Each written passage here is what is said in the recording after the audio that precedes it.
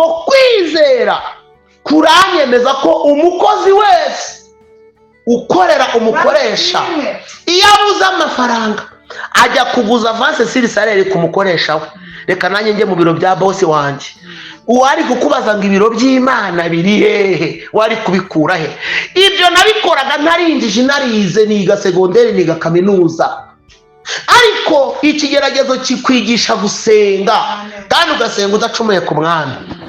Icyo gihe barampamagaye kuri ADPR Nyakabanda, ndababwira ngo ntabwo nza, ijambo nabasubije ryo sindivuga. Ndetse n'uwari umpamagaye yarashatse kuryumva ariko sinarisubiramo. Ariko ryari ijambo rishaka kumwereka ko aho hantu numva hatari guhamanya n'umutima wanjye ko ari mu biro by'Imana kuri uwo munsi. Nubwo ari mu rusengero hari abari buhatabarirwa, ariko njyewe hari aho nshaka kujya hari bumbere ibiro by'Imana. Nashakagaho ndibubone igisubizo kiri direct, kuko uwo muntu yari yambwiye ngo nutayama 70 uyu munsi ndatwara ubutaka bwanjye, kandi nimbutwara ndagusubiza yawe. Kandi bari kumuhayo namuhaye bakanamukubira, kuko hari hashize igihe musigayemo 70. Mpita nambara neza, ndavuga ngo nta muntu, icyo gihe ubutayu bwari bucyemewe, kujya mu butayu hirya no hino byari byemewe. Ndavuga ngo reka njyewe nambare neza, nta muntu ujya kubonana n'umukoresha we yambaye nabi yanakwirukanira ku myambarire mibi. Reka nambare neza njye kubonana na boss. Ibintu bikurure cyane. Ubundi urumva umuntu mwangire intellectuel, urumva ntari nabaye nk'umusazi, ariko sinari nasaze. Niyo mpamvu navuze ngo umurimbyi yaravuze ngo waseka asuzuguye byakusunikiraho uko bizamera kose Yesu uzabinyihanganisha. Haleluya. Ndangije nambara neza costume, shyiraho n'ishati, ndafunga na karuvate, fata n'igikapu cyanjye shyiramo Bibiliya n'indirimbo, ndagenda nambara ikote ryiza riruta yandi yose mfite, nambara inkweto nziza ziruta izindi, fata n'igikapu nkaho ngiye mu materaniro cyangwa mu giterane gikomeye ahantu. Ndahaguruka, nari ntuye mu Gatsata kwa Jerome, mpaguruka ngenda n'amaguru, ndagenda ngera Nyabugogo. Nimumbaze ngo ibiro by'Imana byari birihe, nanjye narize ngera Nyabugogo ntaramenya ibiro by'Imana biri. Naje kubona umuntu witwa Ngamije w'Ikabuga ahingukanye n'umwarimu witwa Eric ufite ake, atuye ku Gisozi. Baza kunywa essence, nari mpagaze kuri engine yari Nyabugogo. Burya abafite ibirori nibo bahagarara, n'abapfushije nibo bahagarara. Nanjye numvaga mfite ibibazo kandi nkeneye ko bigomba gukemuka. Nagenda mpagarara kuri engine, ndi imbere yanyu n'imbere y'Imana. Nta muntu twari twasezeranye, nta muntu twari twahamagaranye. Ngiye kubona mbona imodoka ya Vigo irahingutse, barambonye bose bari banzi, bamanura ibirahure, baramamagaraho bari kunywera essence. Ndabitaba, barambwira ngo urihe? Ndavuga ndi hano. Bateze ko tugiye gusenga ikanyarira, waje tukajyana. Mitano migiri yambwiye ngo aho ngaho ni mu biro by'Imana, genda. Abantu tutaramukanye, tutavuganye, nta na gahunda. Nahagaze gusa kuri station, nta n'ijwi ryambwiye ngo nyihagarareho. Hari abantu njya numva batangwanya bati ngiye Imana yambwiye ngo mpagarare kwa Rubangura, undi ngo Imana yambwiye ngo mpagarare Igihundwe. Ngiye ntabwo Imana yambwiye ngo mpagarare, oya, n'ubwenge gusa bwanje ngo reka mpagarare. Sinarinzi iyo ngiye, ariko numvaga kuko nari nabuze ubwicyu, kandi ntashaka ko ubwo butaka bwanjye babutwara, kandi numvaga rwose narabubonye nasenze. Ndavuga ngo ntabwo wavuze neza Mana, uravuga ngo uzakenyuruza abamudukenyeze, ntabwo wigeze utubwira ko uzadukenyuruza ugakenyeza abandi. Niba rero ari umugisha wanjye sindi bwemere kugenda. Niyo mpamvu nari ndi gusenga amasengesho ameze nkaho ari mu busazi, ibintu bimeze nk'ibidashoboka.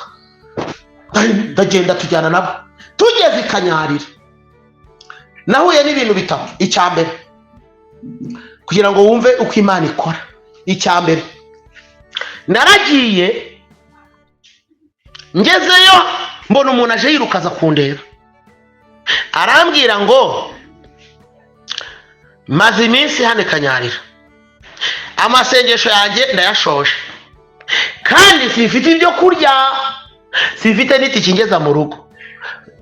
Bime nari nambaye nk'umuntu rwose ufite amafaranga, nanjye nari mfite amafaranga arenze 7,000 ariko atageze ku 10,000.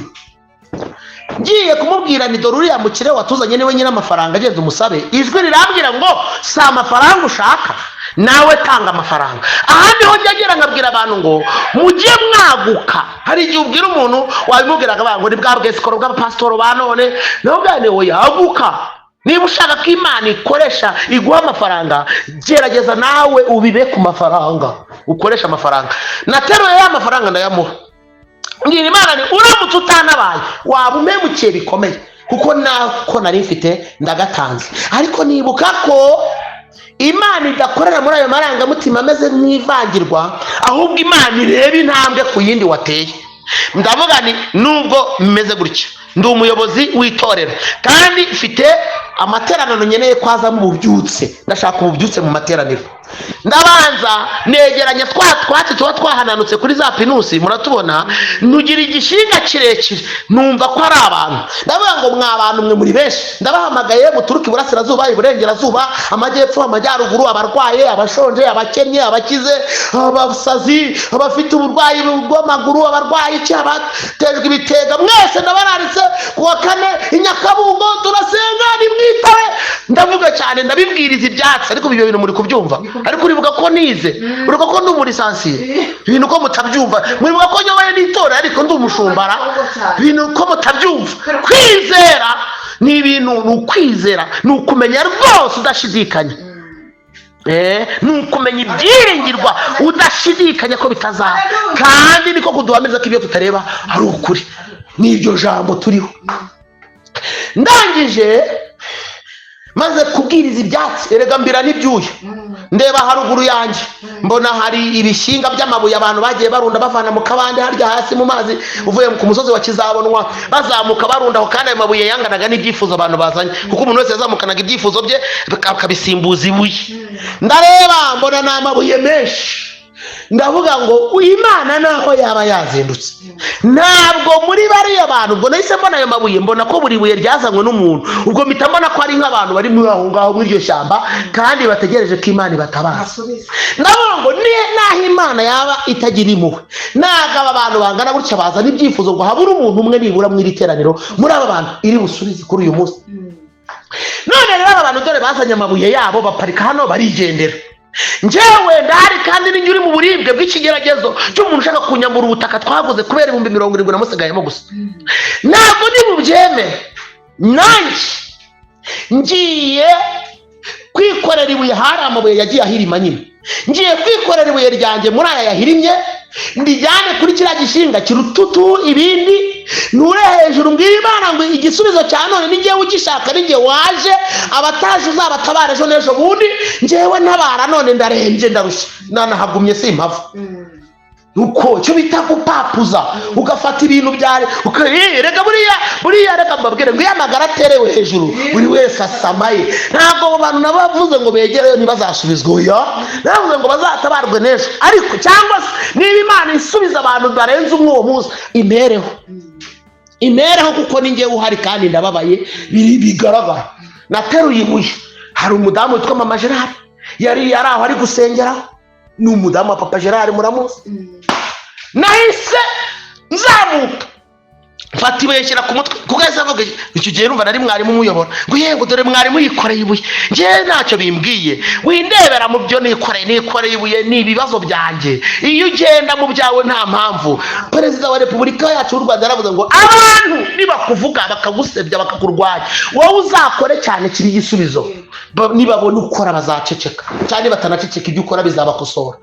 Rero nahise nikorera ibuye, nta kintu kindi narite mu by'ukuri bivugaga banyifuriza ikibi, ariko bari gutangara ukuntu umuyobozi wabo babona ari gukora ibitangaza. Nerekare negeranye ibyo byatsi bareba, njye ntabizi ko banahari, negeranye ibiki byose bandeba, abantu benshi bari baraho banzi, njye ntanabizi ko bari kundeba. Noneho baravuga ngo yewe ngo mwarimu ngo n'ubwo dore ngo gezaho yikorera n'ibuye. Numva babonaga ni nk'ibinyabasazi, ibintu byacu abantu barabiseka, abantu barabisuzugura, rimwe na rimwe bakatwita uko bashaka n'amazina bashaka. Ariko Daniel yavuze ngo abazi Imana yabo bazakomera, nibamara gukomera bakore ibyo gukora. Nangije ndambukana ryabuye nurira cya gishinga, amabuye amanukana ahirima, ariko agakomeza nkurira. Ngeze hejuru ntereka yibuye, ndabana ni Uwiteka aranabaye, ni ntabwo mbanasubijwe we, ni haleluya haleluya. Numva umwuka barambanye mwinshi. Ndebye hepfo mbona abakristo bavuye mu Irango ya Bugesera, twari tuziranye ko mu Irango nakundaga kwigishayo. Ntangira kubabwira ni wowe wazanywe n'ikita, wowe wazanywe n'ikita, wowe wazanywe n'ikita. Ngamije wari waje twazanye, ageze hirya aravuga ati uyu mugabo ko mbona hadasanzwe. abati nizanira umuntu none ndabona abantu bose ababwira amakuru nanjye reka araza. Ndabugane wowe ufite icyapa hariya mu modoka wanze kukimanika ku modoka kubera ubwoba, ariko Imana irambwiye ngo abazungu bakwimye ikaze n'iki byose. Ndamubwira Imana irambwiye ngo irabyemeye n'icyapa kimanike, ni kandi none ahanga utegura ibirori n'ibindi Imana irabikoze. Ntabwo nari nzi ibyo ndi kuvuga, numvaga bimanuka, ariko wongeye kuba rubakomya karuru kumbi yari yaratanze ipoteke mu ruganda rwa sima twiga. Niwe wazanye sima zitwa twiga mu Rwanda bwa mbere. Kandi tujya tubwira abantu ngo nubwo abantu batubona ukundi bakaba batwita ukuntu umuntu akaba yavangura umwesikoro akakwita amazina ashaka, tubizi neza ko twakiranutse turanirinda birakunda. Yigeze ambwira ngo nkurikije ubuhanuzi wamanuriye ndashaka kujya nzana imodoka ya rukururana nkayikumerera ya sima, ugacuruza nkakubwira igiciro ugakuramo ayawe, nzajya nkuzanira nta kiguzi nzakubaza, uzajya ucuruza umereze. Ntiyaranyijije, ariko nibutse ko ibyo bintu narabikora, nari ntaramenya gucuruza. Ndamubwira oya yari ambwira ati shaka inzu wowe, yaranambwira ati shaka nyigukodeshereza amezi 3 uzirwariza. Ibi mvuga ni ukuri na mwarimu Eric arabizi, ndamuhakanira. Icyo nshaka kubabwira ni iki: kwizera ni ugusingira ibidahari. Ngamije namaze kubivuga kumbi kuko mu modoka yarafitemo icyapa cy'iyo twiga cement, yaratinye kukimanika ku modoka kuko bari baramuhakaniye ko batahita baza, kandi yaratanze ipoteke ya miliyari 3 n'igice mu ruganda ngo bajye abari we uhagararira twiga cement hano mu Rwanda. Ikindi bari baranze kuza gutangira ku cyo bita ku inauguration, kwinogira cyangwa se guserebura, gutangiza nyine ibikorwa. Ndamubwira ni biratangiye, twabikoreye Nobleza Hotel, ibyo bintu byose birazwi, ni ibintu byabaye ku manywa y'ihanga. Arangirira ku makarurate ati Imana iranabati byari byanzanye nibi ndatashye. Ati tera haleluya 7, nanjye mitamuhindukira ndabwira nizitere niwe Imana itabaje. Nawe ararakara arambwira ngo ndavuze ngo tera haleluya 7, mbona yarakaye. Nanjye mbona umusirike, nanjye nasiritse ndavuga ndeka nzitere umukira ndushije imbaraga. Ndahindukira ntera ndamubwira nari kurazikiriza ati ndazikiriza, ngatera haleluya akikiriza, ndatera aranyikiriza n'abantu bose baraho ngaho. Ndangije mvuze ngo amen ya kane girangira aramwe ngo bitewe n'umwuka wari urimo ngo haye mwemere 100,000. Amen. Nagiye gusengera 70. Abo baye 100. Nanjye bitavanga icyagenzaga ndakibonye ndatashye. Satani aragatsindwa ahita mvangira ndamubwira ngo ubwo aya matuga rusana. Imana kuko yashakaga kuntabara di. Imana yigutabara iburana ibisubizo byawe. Imana iburana ibyawe. Ibiburane biza ku munsi bikwiye kuzaho. Ako kanya arambwira ngo icyo pfa n'abarokore n'ibyo urashaka kumbikamo amadeni kubera iki? Ndayaguha none. Naratashye rero nkuramo 10,000 bitanga icya 10 hasigara 90. Mpamagara wa muntu ma 70 hasigara 20. 10 ndo madamu ndamubwira ngo uyasangire nabo mukorana, ujye babwira ngo uvuba uryohe bw'amaraso ya Yesu. Haleluya. Nutabivuga ntuyarye, nubivuga mu yarye. Nanjye mvundisha amasigaye hari kwa kane nza ku rusengero, abavuga butumwa bose baje babahaga gatike, nanjye nkongeraho nkajya mbabwira ni umva uburyohe bw'amaraso ya Yesu. Abantu bakajya bavuga ngo Moyize yabonye ibifaranga. Ntago nashakaga kuyamara gusa ngo nshimishe Imana nyibwire ngo wakoze kuntabara, mujye munyurwa n'ibyo Imana yakoze. Hanyuma igitangaza rero cy'abakristo uwo munsi kuri iyo teraniro naje sanga abakristo buzuye n'urusengero bagera no mu muhanda. Icyo gihe tushyiramo n'amashitingi kugira ngo abantu babone uko basenga. Byari bikemewe, hari hakiriho ibintu byinshi byemewe byo mu buryo bwo gusenga, hari hakirimo inyorosho nyinshi. Uko niko byagenze. Imana niba yarakoze ibyo, ni iki Imana itakora ku buzima bwawe? Kwizera ni ukuvana ibintu hirya ukabituza muri wowe indani. Imana idufashe rero ngo dusengane.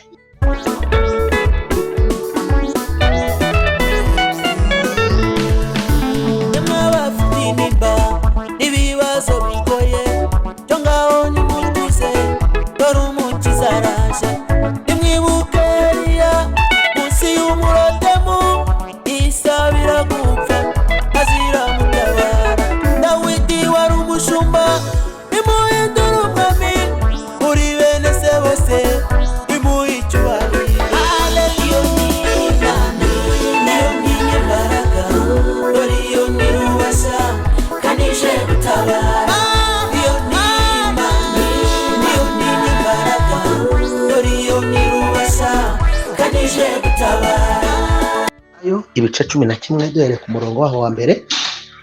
Ijambo ry'Imana riravuze ngo kwizera ni ukumenya rwose ibyiringirwa udashidikanya ko bitazaba, kandi niko kuduhamiriza ibyo tutareba ko ari iby'ukuri. Icyatumye abakera bahamywa neza nuko bari bagufite. Icyatumye bahamywa neza nuko bari bagufite. Gatatu, kwizera ariko gutumenyesha yuko isi yaremwe n'ijambo ry'Imana. Nicyo cyatumye iboneka, nicyo cyatumye ibiboneka bitaremwa mu bigaragara. Nicyo cyatumye ibintu biboneka bitaremwa mu bigaragara. Ibintu bituriho tubona ntabwo byahoze bigaragara, ahubwo byari mu isi yo kwizera. Kwizera niko kwatumye Abeli aha Imana igitambo kiruta icya Kayini kuba cyiza. Ni nako kwamuhaye guhamywa ko ari umukiranutsi ubwo Imana yahamyaga ko amaturo yari meza. Kandi niko kwatumye nanone akivuga nubwo yapfuye. Ngo niko kwatumye nanone uyu munsi akivuga, we aracyavuga nubwo yapfuye. Ni ukwizera. Kwizera niko kwatumye Henoki yimurirwa mu ijuru ngo adapfa, kandi ntiyaboneka kuko Imana yamwimuye, kuko yahamijwe atarimurwa yuko yanejeje Imana. Gatandatu, ariko utizera ntibishoboka ko ayinezeza, kuko uwegera Imana akwiriye kwizera yuko iriho ikagororera abayishaka. Karindwi, kwizera niko kwatumye Nowa atinya Imana amaze kuburirwa nayo ibyitaraboneka, akabaza inkuge kugira ngo abo mu nzu ye ariyo yacishije iteka ry'abari mu isi, aragwa gukiranuka kuzanwa no kwizera. 8, kwizera niko kwatumye Aburahamu yumvira Imana imuhamagariye kujya aho yari agiye kuragwa, nuko agenda atazi yajya. Iyo umuntu yizera ntabwo ari ngombwa kumva ngo hari inzira ureba z'abantu, ugomba kwizera ko Imana iri bushyireho inzira, kubera ko Imana ari iba yavuganye nawe. Haleluya. Kwizera, murongo wa 9 ariwo nsorezaho, niko kwatumye aba umusuhuke mu gihugu yasezeranijwe, akaba nk'umushyitsi muri cyo, akaba mu mahema na Isaka na Yakobo baraganywe nawe ibyo byasezeranijwe. Imana idufashe bakire neza ijambo ry'Imana. Iri jambo rifite insanganyamatsiko ivuga ngo ongera wubake ifatiro zituma Imana ikora. Ongera wubake ifatiro zawe zituma Imana ikora. Imfatiro ebyiri za ngombwa zigize urufatiro rw'agakiza ni ebyiri: ni ukwizera no kwihana. Nizo twigishijwe, ni nazo twigishije natwe abantu bihannye bwa mbere. Kubera iki? Kwizera ni umurimo ukomeye, kuko ugomba, reka mvuge kwihana nubwo habanza kwizera, ariko reka mvuge kwihana kuko kwizera niryo jambo nasomye. Impamvu kwihana ari urufatiro rwa ngombwa rugize inzira y'agakiza, nuko iyo wihanye urusika rugutandukanya n'Imana ruba ruvuyeho. Iyo wihanye Imana ikubona nk'umukiranutsi, kuko inyuma y'imbabazi nta rubanza. Iyo wihannye ngo Uwiteka umucamanza iyo ambonyeho amaraso ntacira urubanza rubi. Aho harimo akajambo kagorofaniyemo kavuga ngo n'undi wari ufite gahunda yo kurugucira bifata ubusa. Haleluya. Biravuze ngo rero iyo wihannye uwamaze gutanga icyo bita kuyamanika imbere y'Imana, uti ndatsinzwe, ndemeye, ariko wowe ndwanirira. Kandi ntiturabona urugamba Imana yarwanye ngo irutsindwe. Aho rero abantu bakwiye kubyumva cyane. Haleluya, haleluya. Kwihana ni bimwe mu bintu byirukana abadayimoni, kuko dayimoni azanwa n'umwijima, kandi umwijima uzanwa n'ibyaha. Bibiliya ikatubwira ngo Satani ngo yazanwe no kwica no kwiba no kurimbura. ariko bigavuga ngo yerekaniwe kugira ngo amareho imirimo ya Satani. Biravuze ngo iyo umucyo uje umwijima urahunga, ijuru riragaragara, Satani agahunga. Aho harimo ijambo rivuze ngo iyo wihannye uba uvuze ngo ubwami bwawe ndacyabwemera rata. Witeka ubwami bwawe ndacyabwemera. Izina ryawe ni umunara, uri Imana ishobora byose. Uba umeze nka wa muririmbyi ngo uri Imana nikira nukamuri byose ku buntu n'inamo tugira. Imana ubu yibwiye ngo nemeye inama zawe, nemeye ubuyobozi bwawe, nemeye agaciro kawe, nemeye imirimo yawe, nemeye ubujyanama bwawe. Ni wowe wenyine niringira, ni wowe ungirira neza. Nongeye ndakwimitse. Satani yaranshutse ariko nagarutse, nari nabaye nk'ikirara ariko ngarutse mu rugo. Nemeye kuyoborwa n'ubutware bwawe, ubuyobozi bw'ijuru bwongere bunyobore. Iyo wihannye uba ubwiye Satani ngo hambire akarago ugende n'ibyawe byose. Kandi ubwo biravuze ngo ibintu byose Satani yari yazanye mu buzima bwawe byose, uko byaba bingana kose, ibyago, amakuba, intambara, amahoro makeya, ibikuhangayikishije byose, iyo umubwiye ngo ndakwimuye nimuye icyaha, uba umubwiye ngo hambira udutwaro twawe twose. None se yasigamo agatwaro k'umuruho kandi mu Mana hatabamo umuruho? Yadutuye imitwaro yaduhetamishaga, none tugenda twemye. Iyo uvuze ngo sohoka, Satani asohokana n'udutwaro twe twose, ugasigara wemye,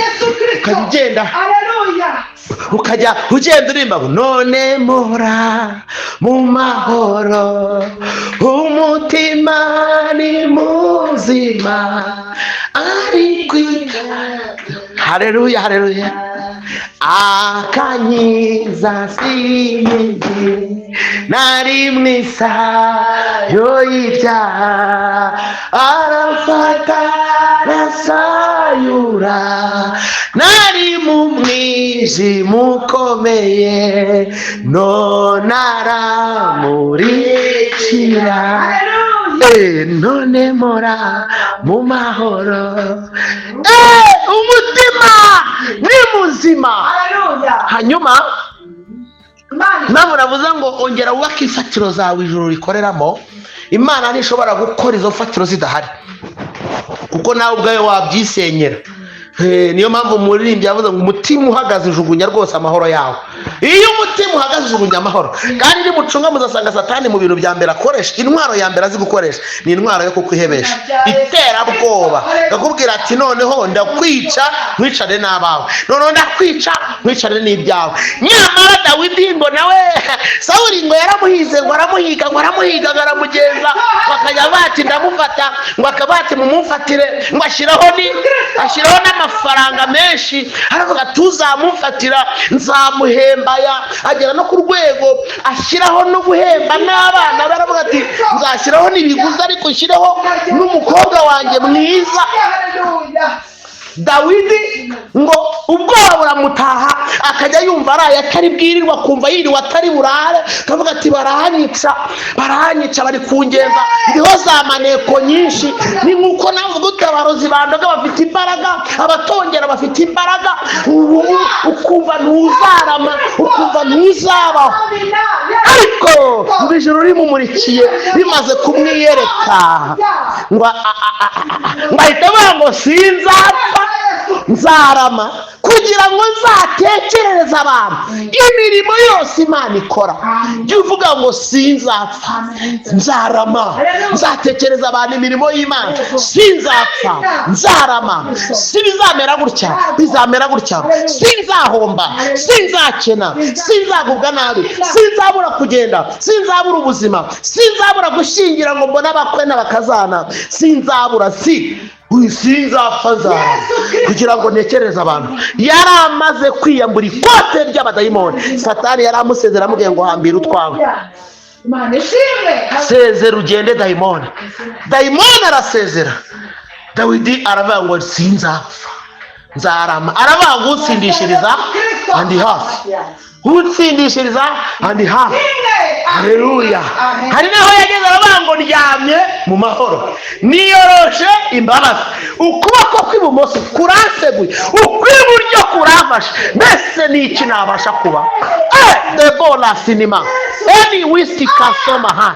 Iyo wamaze gukuramo icyaha ukinjira mu ntambwe ya kabiri yitwa kwizera. Wizera umurimo Kristo yakoze ku musaraba, kwizera ibidahari ko bishoboka, kwizera ko ibitaboneka biri mu isi y'umwuka. Aho niho nageze mbwira abantu ngo Imana igaragarira mu buryo butatu: mu kwera kwayo, mu byo yakinze kuko ngo ikiyubahisha nuko ikinga ibintu, gatatu Imana ibonekera mu mashimwe tuyishimira iby'Imana yakoze. Iby'Imana yakoze neno shibini wisamora. Ugomba kwizera ko ijuru riguhaye, kabone nubwo utajyanye igitebo cy'ibintu, kabone nubwo utajyanye ibutu yuzuyemo ibintu bipakiye, kabone nubwo utagaragaza imifuka, kabone nubwo utabwira abantu ngo ntwaye amatoni, kabone nubwo utabwira abantu ngo naranguye ibi ngibi, ariko ugomba kwizera mu isi y'umwuka ko byaje, kandi ko wabibonye, kandi ko wabyakiriye. Ku isi y'umwuka wizera kubyara abahungu n'abakobwa. Niko Bibiliya yavuze ngo Aburahamu ngo yizeye Uwiteka, Uwiteka bimuhanyiriza no gukiranuka. Yizeye Uwiteka, yizeye Uwiteka, Uwiteka bimuhanyiriza no gukiranuka. Aho yajyaga, kandi mwibuke ko yabanje kwiheba, yarihebye. Biratubwiye ngo yagize kwizera ava iwabo, ariko nubwo yagize kwizera akava iwabo ntibyatumye hataza udutero shuma. Erega biri ibintu bigutera n'abandi byababagaho. Aburahamu yumvishije bwa mbere riramubwira ngo va muri Uri y'Abakaludaya ujye mu gihugu, va muri uwo muryango wa Karani, va muri aya mateka y'ibigirwamana by'iwanyu kwa Tera, vayo. Aburahamu aravuga ati ndaje, n'ubundi aho narindi nta mu manegeka sinahaguma, ndaje. Ni wowe Mana rubasha, ni wowe utabara, ni wowe uzura ibyapfuye, ni wowe karuhura, ni wowe mutabazi, ni wowe ubaka umuntu akubakika, ni wowe utanga ubuzima. Icyo usuzuguye kirasuzugurika, n'icyo wubatse kirubakika. Nta wakwica umuntu wamuhaye kubaho. Imana ishimwe ngo aritaba. Ageze mu nzira ikigeragezo kiraramba, ngo akajya abwira Imana ati niko uragira ngo umugaragu wanjye Eliyezeri aba ari uzaragwa ibintu byose wanyemereye ko mbona kuronka bwo wandonyesheje? Sigaye ngaburira abantu 300 ku munsi, mu gitondo saa sita nimugoroba abantu barya iwanjye ari 300 bakarya bagahaga. Ubu uragira ngo Eliyezeri aba ari uzazungura? Imana iramubwira ngo nkurahiye Uwiteka izina ryanjye no kwera kwanjye, ntabwo natuma Eliyezeri akuzungura, ahubwo mu rukingi rwawe nzaguha umwana, azavuka, azagusimbura, azakuzungura. Ngo bukeye Sara aramubwira ati ngeweho imyaka 90 igiye kugera, imihango y'abakobwa yarahagaze, va mu byo gutekereza ngo Imana izaduha akana. Mfite hariya umuja ukiri mutoya witwa Hagayi, namuteguye nanamugutereteye, wowe nta kindi uri bukore kugenda utera inda, kandi ari mu minsi yo gusama. Ntabwo twize tubona Aburahamu yarasubiyeyo, ntabwo Aburahamu yamugize umugore uhoraho, yagiye yamubyaraho Ishimayeli. Imana irarebera ati mbega ukuntu mwatsinzwe we, mbega Aburahamu ukuntu wiciriye inzira. Iragenda iramubwira ngo Aburahamu we, wowe na Sara nubwo mwiciriye inzira, ndi Imana itabura inzira, ndi Imana itabura uko ibigenza. Iramubwira ngo nkurahiye kwera kwanjye kuri Sara niho hazakomoka uzitirirwa izina ryawe, niho hazakomoka. Ntuterwe ubwoba n'ibihe, Imana ni Imana y'ibidashoboka. Kuri Sara wamaze kurwikatira, ubu wakubaza izo wamaze kwikatira wasanga ari nyinshi. Wakubwira ukuntu nawe baza kubwira abantu ngo ntibishoboka wasanga ari byinshi, ariko rero nkubwira ngo ni Imana y'ibidashoboka, ni Imana y'ibidashoboka.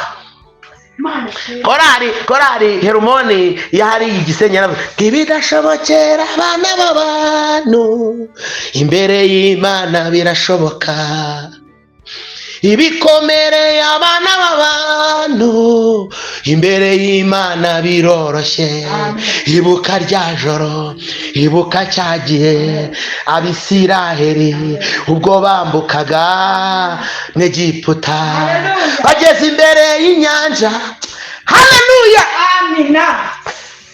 Iramubwira ngo ni ukuri kuri uwo Sara nawe ubwo ubona ko bitagishoboka, niho hazava uzagusimbura, nzamubona.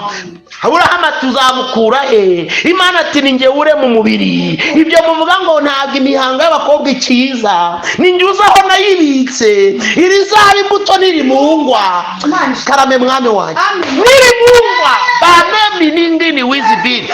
Ongera wubaka urufatiro rwawe Imana ikoreramo.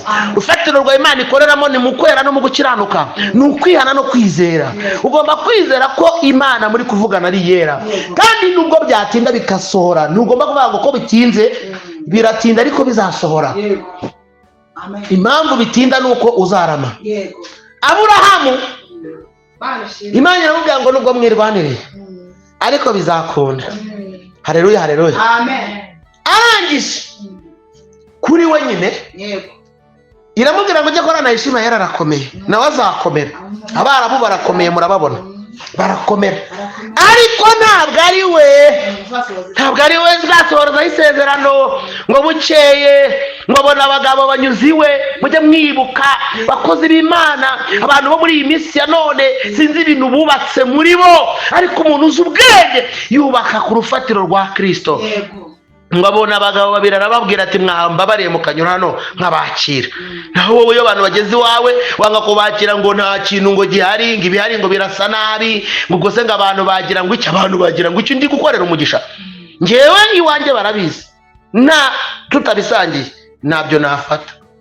Wagiye ntago bikunda. Kubera iki?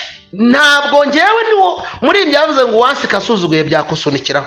Ngewe wanseka ariko Imana ikampa umugisha ko nakwakiriye.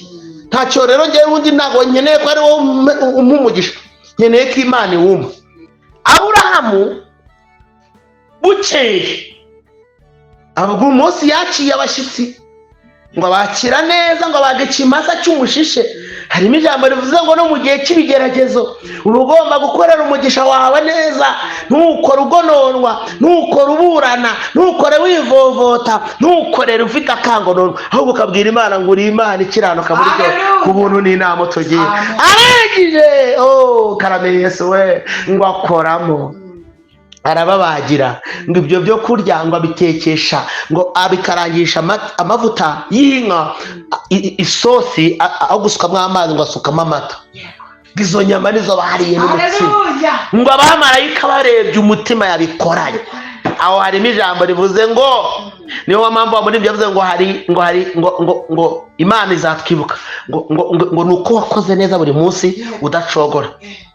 Ngo hari impamvu Imana izakwibuka, hari impamvu Imana izakwibuka, nuko twakoze neza buri munsi tudacogora, buri munsi. Kandi ntabwo wabyuka buri munsi unezerewe, ntabwo wabyuka buri munsi ibintu bimeze neza. Biravuga ngo no mu gihe cyo mu kibunda, no mu gihe cy'umubabaro, no mu gihe utari guseka, no mu gihe isi yakwizingiyeho, ugomba gukora neza udacogora. Arangije ngo arabagaburira, ngo nabo bamaze kurya, bamaze guhaga, ngo baravuga ngo tugiye guhanura. Aho ngaho niho abakozi b'Imana bajya bakora ijambo rivuga ngo umukozi w'Imana yari inyama ngo ahita ahanura.